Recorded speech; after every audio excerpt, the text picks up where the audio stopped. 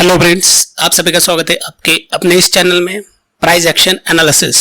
आइए दोस्तों देखते हैं बैंक निफ्टी और निफ्टी का आने वाले मंडे के लिए क्या होगा रिजर्व, और उसी के साथ साथ हमने ये भी देखना है कि आने वाला जो वीक होगा, हफ्ता होगा, निफ्टी और बैंक निफ्टी की किस तरफ डायरेक्शन हो सकती है। क्या यहाँ से निफ्टी और बैंक निफ्टी और बढ़ सकती है, देखते हैं। चलिए सबसे पहले हम बैंक निफ्टी की यहाँ पे वीकली कैंडल सिलेक्ट कर रहे थे। सॉरी, मैंने डेली की कर ली।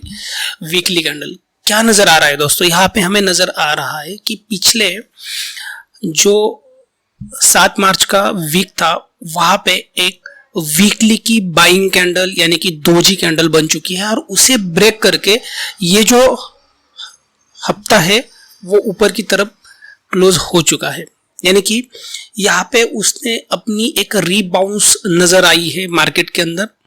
और हम सभी जानते हैं कि जो यूक्रेन और भाई साहब पुतिन के बीच में चल रही वो सारी जो नोकझोंक है जिसे वॉर कहते हैं, उस वजह से अगर 4 आवर की कैंडल देखे तो कंफ्यूजन नजर आता है, साफ साफ नजर आता है। ट्रेडर्स के, इन्वेस्टर्स के दिमाग में कितना सारा कंफ्यूजन नजर आ रहा है।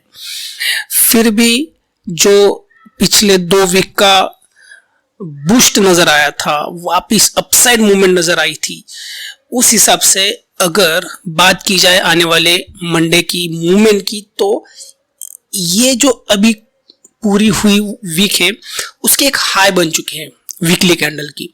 अब मान लीजिए कि अगर फ्लैट ओपनिंग होती है मंडे के दिन, यानी कि जो क्लोजिंग है इस वीक की, यहीं पे देखिए ये है हमारी स्ट्रॉन्ग रेजिस्टेंस। इसी के और एक बात पिछली वीडियो में हमने कहा था, अगर ये गैप अप से ओपन होती है तो हल्की सी साइडवेज आके बाद में नीचे आ सकती है, राइट। सो ये साइडवेज, ये रेल का डिब्बा, और उसके पिछले दिन जो चल रही थी वेडनेसडे के दिन, वहां पे भी एक रेल का डिब्बा। अब 2 दिन रेल का डब्बा नजर आ रहा है दोस्तों, इसका मतलब अलर्ट हो जाइए, आगे बहुत बढ़िया मूवमेंट आने वाली है। काफी हद तक बढ़िया वाली मूवमेंट हमें देखने को मिल सकती है, तो तैयार रहना है, बकलअप कर लीजिए यहाँ पे। और अगर यहाँ पे मान लीजिए कि ये रेजिस्टेंस यानी पिछला ये जो वीक है उसकी जो हाई है वहां से ब्रेकआउट नहीं नजर आती, तो नीचे की तरफ 1 या 2 दिन की शार्प फॉलिंग नजर आ सकती है। और इंट्राडे के लिए अगर शार्प फॉलिंग है, उसके अंदर वॉल्यूम चल रही है, तो हम ट्रेड इनिशिएट कर सकते हैं। फ्लैट ओपनिंग के बाद अगर इसे ब्रेक करके मार्केट ऊपर की तरफ सस्टेन हो रहा है, इसी रेजिस्टेंस को मैं अपनी तरफ से फिर से और यहाँ पे एक बैंड बना दूंगा, तो ये हो गई हमारी मंडे के दिन के लिए डबल रेजिस्टेंस। ये होगी फर्स्ट रेजिस्टेंस और ये होगी सेकंड रेजिस्टेंस। जब तक इस दायरे में मार्केट है ना, हम कोई ट्रेड इनिशिएट नहीं करेंगे। ये रेल का डिब्बा चल रहा है, धीरे धीरे चलने दीजिए उसे। अब इसके ऊपर ब्रेकआउट करके जैसी वॉल्यूम नजर आती है, हमें अपना ट्रेड उठाना है, अपसाइड की तरफ चलना है। आने वाले 1-2 दिन हम एक्सपेक्ट कर सकते हैं मार्केट ऊपर की तरफ ही चाल अपनी बनाएगी।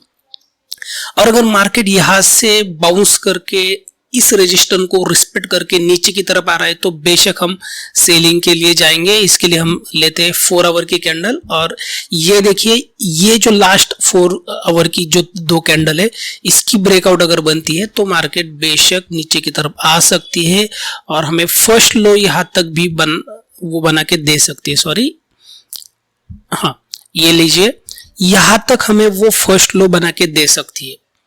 क्योंकि ये हमें बिल्कुल नहीं भूलना है कि चार्ट पे बेशक कुछ भी दिखाई दे, फिलहाल के दिनों में ये जो चल रहा है ना पुतिन भाई साहब, जेलेंस्की भाई साहब के अंदर, वो मार्केट को कहीं पे भी लेके जा सकता है। एक गलत न्यूज मार्केट को जोर से वापस नीचे लेके आ सकती है। अगर कुछ भी नहीं है तो हम चार्ट के हिसाब से अपसाइड की तरफ, अपसाइड मूवमेंट के लिए काम करेंगे। और अगर बात की जाए कि ये वॉर जोन के बीच में अलग अलग न्यूज की बात की जाए, जैसे कि अगर मान लीजिए फेड का रिजल्ट आया था और उसमें कुछ चेंजेस नहीं हुए, मार्केट पूरी तरह से फ्लैट रह चुकी है, और भी अलग कोई न्यूज निकल के आती है किसी भी प्रकार की, तो हो सकता है मार्केट अपसाइड की ब्रेकआउट देने के बजाय अचानक से नीचे की तरफ गिर जाए। इसलिए इंट्राडे ट्रेडिंग अगर हम कर रहे हैं मंडे के दिन, तो हमें फर्स्ट कैंडल जो है उसकी वेट करना है, पेशेंस रखनी है।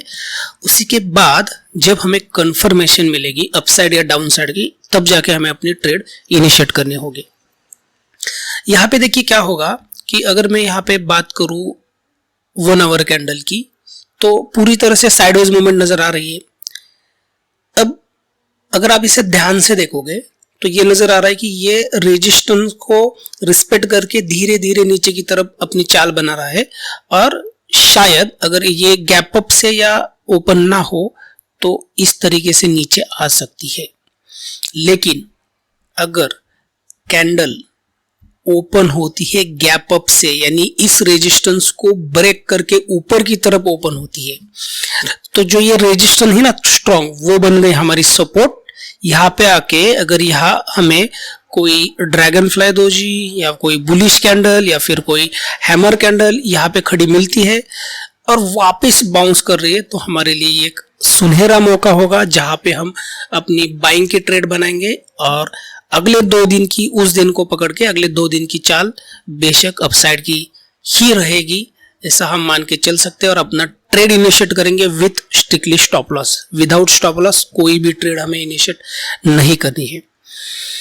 ये सारी एनालिसिस थी बैंक निफ्टी की अगले हफ्ते के, साथ साथ मंडे के दिन के लिए। फिर से हम मिलेंगे मंडे के दिन, जो भी मूवमेंट होगी, जो भी ओपनिंग होगी। देखिए दोस्तों, हम अगले दिन के लिए जो भी प्रेडिक्शन करते हैं, कैंडल एनालिसिस करते हैं, वो डिपेंड करता है कि मार्केट ओपनिंग कौन से प्राइस पे होता है।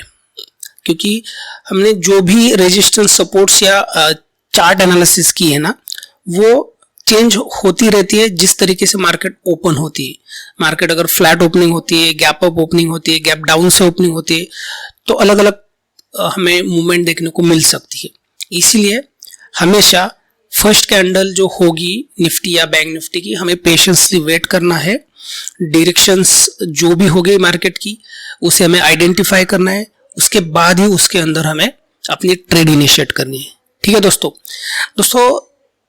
हर दिन की ये जो वीडियो मैं आप तक लेके आ रहा हूँ, आपको पता है कि इसके लिए मेहनत कुछ ना कुछ तो हो रही है। तो वीडियो को लाइक बटन दबाने वाली मेहनत आप जरूर कीजिए। ये मेहनत आपकी लाइक बटन की जरूर रंग लाएगी, इस बारे में आप विश्वास कर सकते हो।